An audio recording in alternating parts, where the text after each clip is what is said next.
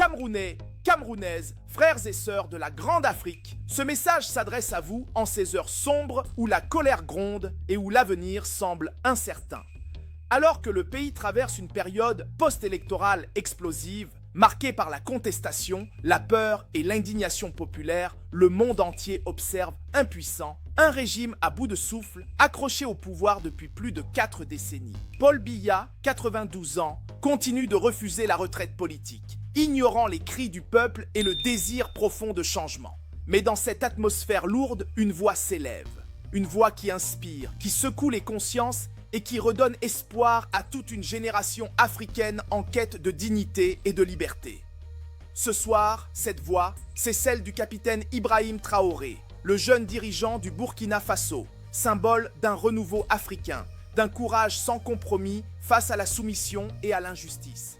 Avant d'écouter ces paroles adressées directement au peuple camerounais, prenons un instant pour nous unir dans la vérité, la lucidité et la détermination.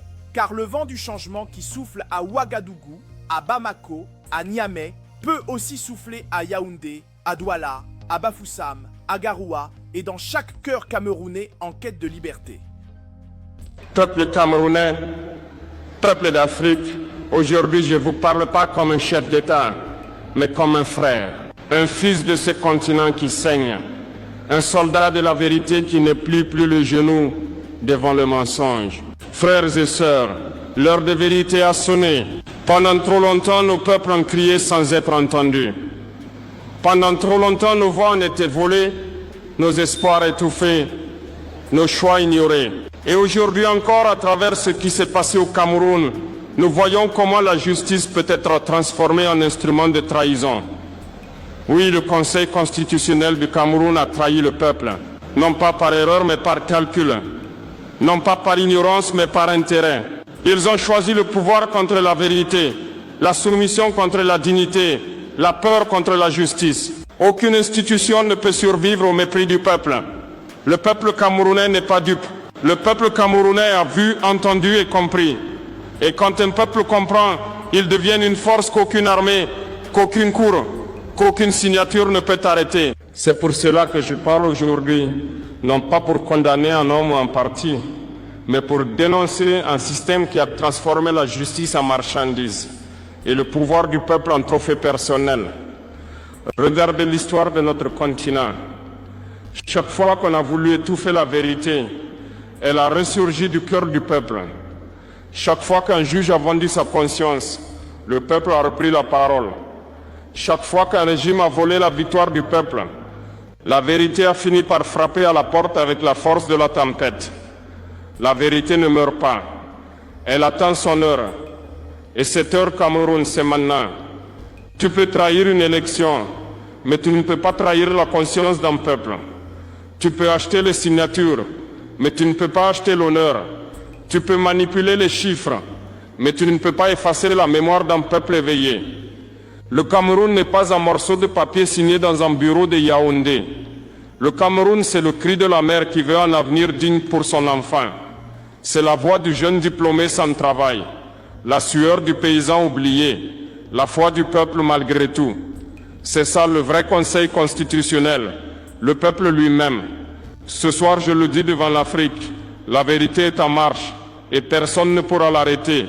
Le Conseil constitutionnel, symbole de trahison, quand la justice se couche devant le pouvoir, ce n'est plus une institution, c'est une complicité. Frères et sœurs du Cameroun, je parle avec le cœur en feu, car ce que je vois aujourd'hui n'est pas seulement une erreur politique, c'est une trahison morale, une blessure ouverte dans le cœur de toute l'Afrique.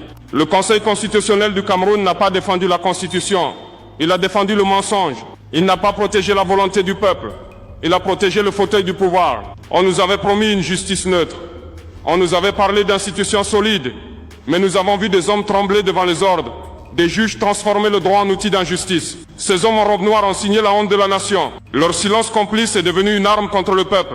Et leur sourire froid, lorsqu'ils proclamaient la victoire du mensonge, était comme des coups de couteau dans le dos de la vérité. Une justice achetée n'est plus la justice. Un juge sans courage n'est plus un serviteur du peuple. Oui, le Conseil constitutionnel du Cameroun a trahi son mandat. Il a trahi la Constitution. Il a trahi la jeunesse. Il a trahi la mémoire de tous ceux qui ont rêvé d'un Cameroun libre et digne. Ce n'est plus un conseil constitutionnel, c'est un conseil de conservation du pouvoir. Un bouclier de l'injustice, une forteresse bâtie sur le mépris du peuple. Et pourtant, mes frères, ce conseil ne représente pas la nation. Il ne représente qu'une poignée d'hommes, fatigués, corrompus, prisonniers d'un système mourant. Ils ont vendu leur conscience pour un titre, leur honneur pour un privilège, leur devoir pour un silence. Mais qu'ils sachent ceci, le peuple camerounais les jugera, non pas par leur titre, mais par leur trahison. Regardez-les appeler démocratie, ce qui n'est que mascarade. Regardez-les défendre le pouvoir, comme si c'était leur propre vie. Mais ils oublient une chose, le pouvoir appartient au peuple, pas aux juges. Le droit ne s'écrit pas dans les bureaux, il s'écrit dans le cœur de la nation. Ils ont signé contre le peuple, mais le peuple signera leur défaite. Car l'histoire n'oublie jamais. L'histoire retient les visages des traîtres et les noms des résistants. Et le jour viendra où ces signatures de la honte seront effacées par les larmes et la colère du peuple debout. Le Conseil constitutionnel croit qu'il a clos un chapitre. Mais en réalité, il vient d'ouvrir un livre nouveau. Celui de la résistance camerounaise, celui de la renaissance africaine. La trahison du Conseil n'est pas la fin. C'est le commencement du réveil. Quand le peuple souffre, c'est que la vérité a été crucifiée. Frères et sœurs du Cameroun, vous êtes la véritable nation.